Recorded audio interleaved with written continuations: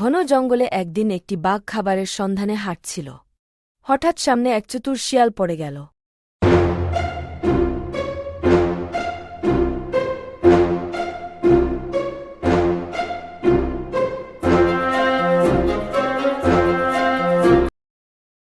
শিয়াল, আজ অনেক ক্ষুধা লেগেছে।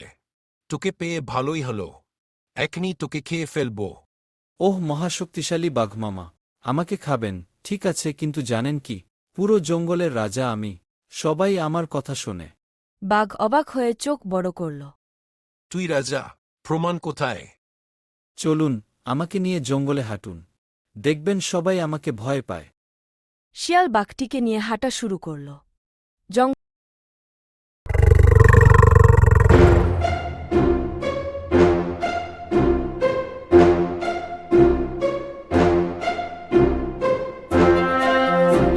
সব পশু দূর থেকে বাঘটিকে দেখে পালাতে লাগল। বাঘ ভাবল, সত্যি তো এ শিয়ালকে সবাই। তাহলে সত্যি তুই রাজা? মামা, সবাই আপনাকে দেখে পালাচ্ছে, আমাকে নয়। বাঘ তখন বুঝল শিয়াল তাকে বোকা বানিয়েছে। কিন্তু ততক্ষণে শিয়াল অনেক দূরে পালিয়ে গেছে। বুদ্ধি কখনো কখনো শক্তিকেও হার মানাতে পারে।